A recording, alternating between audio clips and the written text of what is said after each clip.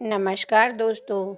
आज मैं आपको सुनाऊंगी 4 राजकुमारों की कहानी जो पत्थर बन गए। यह कहानी बड़ी ही मज़ेदार है, साथ ही यह एक ज्ञानवर्धक कहानी है। दोस्तों, यदि आप मेरे चैनल पर नए हैं तो चैनल को सब्सक्राइब करें और यदि आपको यह वीडियो पसंद आए तो लाइक करें और शेयर करें। दोस्तों, एक समय की बात है। एक राजा था जिसके 4 बेटे थे। उसने उनको कह रखा था कि वे दिन रात उसके राज्य में पहरा दें और देखें कि उसके राज्य में कोई दुखी तो नहीं है, किसी को किसी चीज़ की ज़रूरत तो नहीं है। एक सुबह की बात है कि सबसे बड़े राजकुमार को पहरा देते समय एक जोगी मिल गया। वह जोगी एक तालाब के किनारे बैठा हुआ था और उसके पास 4 घोड़े घास चर रहे थे। उसने देखा कि वे घोड़े, जितने भी घोड़े उसके पिता के पास थे, उनसे कुछ अलग ही नस्ल के थे और उनसे अच्छे भी थे। तो वह जोगी के पास गया और उससे पूछा, ओ जोगी, तुम कौन हो और तुम यहाँ कब आए? तुम्हें यहाँ क्या चाहिए? जोगी बोला, मुझे तुम चाहिए। राजकुमार ने आश्चर्य से पूछा, मैं क्यों? मैं इस देश के राजा का सबसे बड़ा बेटा हूँ। मेरे पिता ने मुझे इस देश को देखने भालने के लिए कहा है कि मैं यह देखूं किसी को किसी चीज़ की ज़रूरत तो नहीं है। तो तुम यह बताओ कि तुमको किसी चीज़ की ज़रूरत तो नहीं है? जोगी ने फिर वही जवाब दिया, मुझे केवल तुम चाहिए और कुछ नहीं। पर अगर तुम्हें कुछ चाहिए तो तुम मुझे बताओ, मैं तुम्हारे लिए वह ला दूंगा। राजकुमार बोला, ओ जोगी, मैं तुम्हारे इन बढ़िया घोड़ों में से एक घोड़े पर सवारी करना चाहता हूँ। जोगी बोला, ठीक है, तुम अपनी सवारी के लिए कोई सा एक घोड़ा ले लो, पर ध्यान रखना कि शाम होने से पहले पहले इसे यहाँ वापस ले आना। जब तुम यहाँ आओगे तो मैं उम्मीद करता हूँ कि मैं तुम्हारी दिन भर की सवारी के बारे में तुम्हारे कुछ अनुभव जरूर सुनूंगा। राजकुमार ने एक घोड़ा चुना और उस पर सवार होकर चल दिया।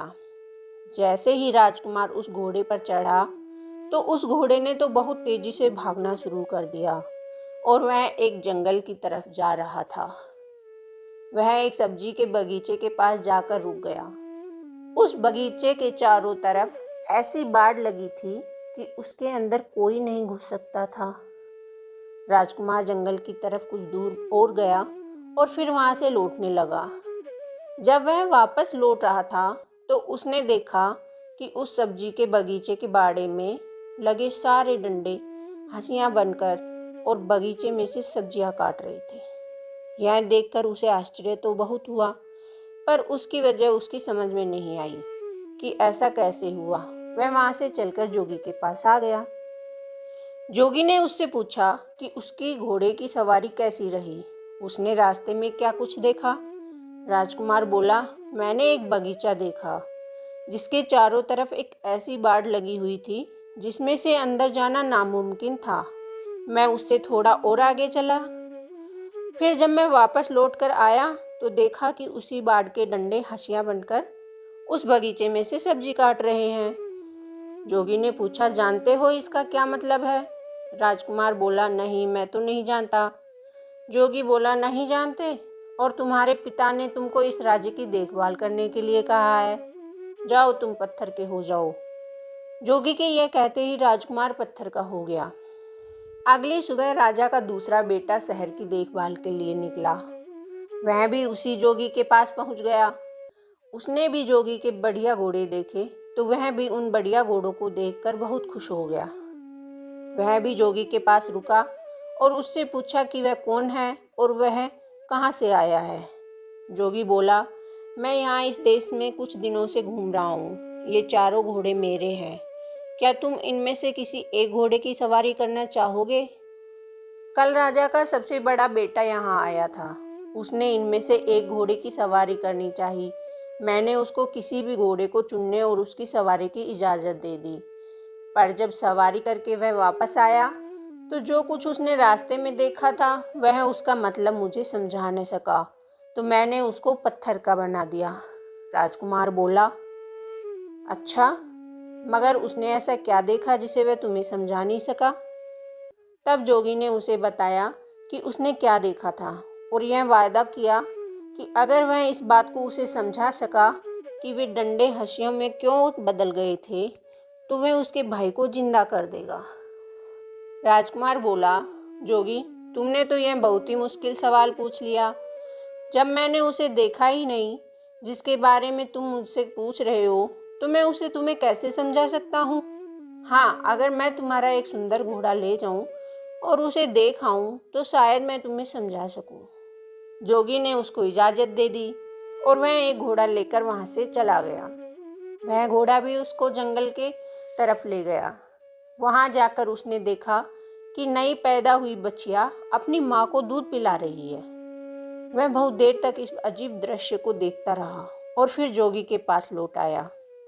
जोगी ने पूछा, तुमने रास्ते में क्या देखा? राजकुमार ने कहा, उसे बताया कि उसने देखा कि नई पैदा हुई बच्चिया अपनी माँ को दूध पिला रही थी। जोगी ने उससे भी पूछा, क्या तुम बता सकते हो कि इसका क्या मतलब हुआ? राजकुमार बोला, मैं नहीं जानता। जोगी बोला, क्या तुम नहीं जानते? राजकुमार उसके इस सवाल का जवाब नहीं दे पाया क्योंकि इससे पहले ही वह पत्थर का बन चुका था। तीसरी सुबह तीसरा राजकुमार शहर की देखभाल के लिए निकला और वह भी जोगी के पास आया। उसने भी उसके घोड़े देखे।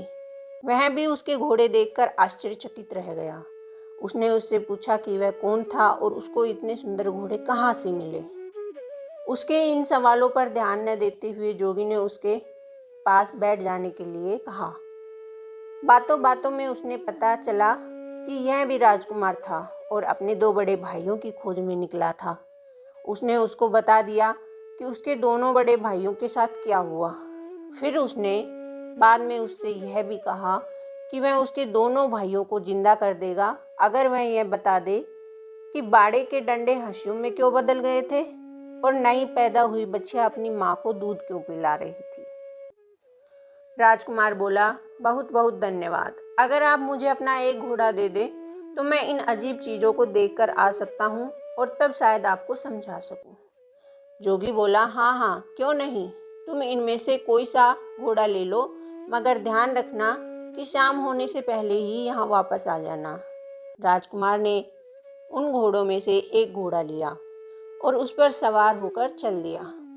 वह घोड़ा भी उसको जंगल की तरफ ले गया, जहाँ उसने देखा कि एक आदमी अपनी पीठ पर लकड़ियाँ लादे लिए जा रहा है।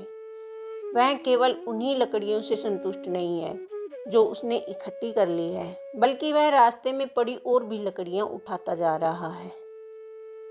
राजकुमार ने सोचा, इसका क्या मतलब हो सकता है?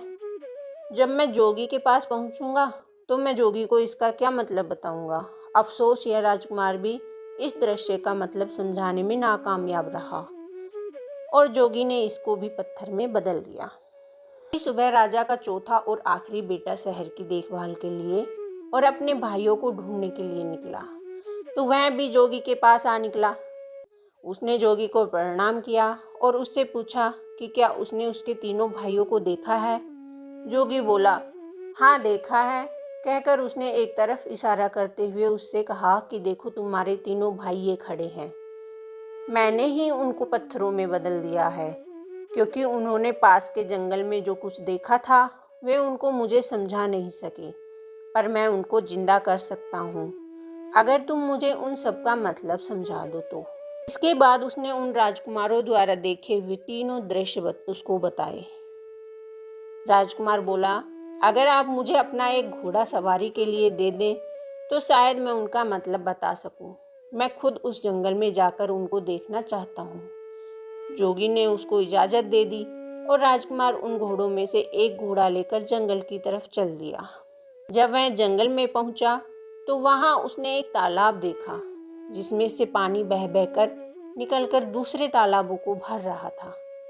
उस समय वह बड़ा वाला तालाब खाली था क्योंकि उसका सारा पानी उन छोटे तालाबों को भरने में लग चुका था। शाम को जब वह जोगी के पास लौटा तो जोगी ने उससे भी वही सवाल किया जो उसने उसके तीनों बड़े भाइयों से किया था कि उसने रास्ते में क्या देखा और उसका क्या मतलब था। यह राजकुमार भी जोगी के इस सवाल का जवाब देने में नाकामयाब रहा। सो जोगी ने इसको भी पत्थर में बदल दिया। जब राजा को पता चला कि कई दिनों से उसके चारों बेटों में से किसी का भी कोई पता नहीं है, तो उसको शक हुआ कि उसके बेटों पर जरूर ही कोई मुसीबत आ पड़ी है। अब वह खुद उनको ढूंढने के लिए निकल पड़ा। ढूंढते ढूंढते वह भी जोगी के पास आया। उसने भी जोगी से पूछा, जोगी जी, क्या आपने मेरे चारों बेटों को कहीं देखा है? जोगी ने एक तरफ खड़े 4 पत्थर के खंभों की तरफ इशारा कर दिया। राजा यह देखकर सकते में आ गया। उसके मुंह से निकला, कहीं आपका यह मतलब तो नहीं कि वे पत्थर में बदल गए हैं? जोगी बोला, हाँ, यही है वे। मैंने ही उनको पत्थरों में बदल दिया है, क्योंकि वे मुझे जंगल में देखे हुए कुछ दृश्यों के मतलब नहीं समझा सके। फिर भी मैं उनको जिंदा कर सकता हूँ, अगर तुम उनका मतलब मुझे समझा दो तो। अगर तुम्हें चाहिए तो तुम मेरा एक घोड़ा लेकर जंगल में जा सकते हो। राजा बोला, नहीं धन्यवाद, इसकी कोई ज़रूरत नहीं है। पर अगर आप मुझे यह बता सके कि उन्होंने क्या देखा जिसको वे आपको नहीं समझा सके, तो शायद मैं उनको आपको समझाने की कोशिश कर सकूं। तब जोगी बोला, राजन, तुम्हारे सबसे बड़े बेटे ने जंगल में एक सब्जी का बगीचा देखा, जिसके चारों तरफ ऐसी बाड़ लगी थी जिसको पार कर उसके अंदर जाना नामुमकिन था। पर जब वह वहां से लौट रहा था तो उसने देखा कि उस बाड़ के डंडे हंसिए बनकर उस बगीचे की सब्जी काट रहे हैं। इसका क्या मतलब है? राजा बोला, यह एक ऐसे आदमी की तस्वीर है जिसके पास कुछ पैसा सुरक्षा के लिए रखा गया हो, और जब उस पैसे का मालिक अपना पैसा उससे वापस मांगने आया हो तो उस आदमी ने उसके पैसे को या तो कहीं छिपा दिया हो या फिर उसे खर्च कर दिया हो, जिससे कि उस पैसे के मालिक को उसका पैसा नहीं मिल पा रहा हो। जैसे ही राजा ने अपना वाक्य पूरा किया कि उसका बड़ा बेटा उसके सामने जिंदा और तंदुरुस्त खड़ा हो गया।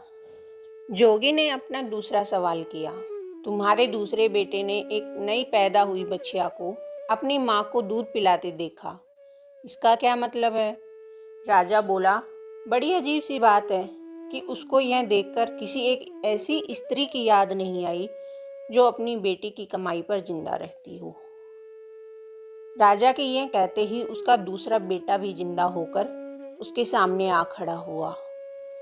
तब जोगी ने अपना तीसरा सवाल पूछा, राजन, तुम्हारे तीसरे बेटे ने एक ऐसा आदमी देखा जो अपनी पीठ पर लकड़ियां लादे लिए जा रहा था।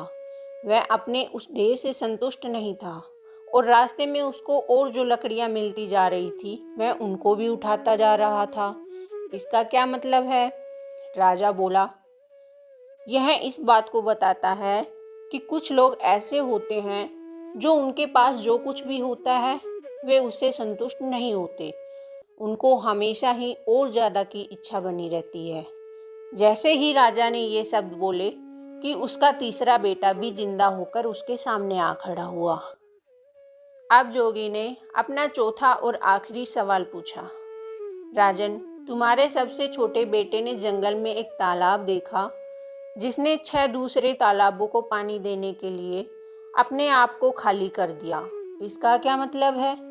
राजा बोला, जोगी जी, वह बड़ा तालाब दुनिया के उन आदमियों के समान है जो दूसरों को देने के लिए अपना सब कुछ खर्च कर देते हैं, पर बदले में उन्हें क्या मिलता है? कुछ भी नहीं। जैसे ही राजा यह बोला, उसका चौथा बेटा भी जिंदा होकर उसके सामने आ खड़ा हुआ। राजा और उसके चारों बेटे खुशी खुशी अपने महल वापस लौट आए और कुछ समय बाद ही राजा ने अपनी गद्दी छोड़कर अपना राज्य अपने बच्चों को दे दिया और वह खुद जंगल में शांति से रहने चला गया। तो दोस्तों, यह थी मेरी आज की कहानी। कैसी लगी ज़रूर बताइए। धन्यवाद दोस्तों।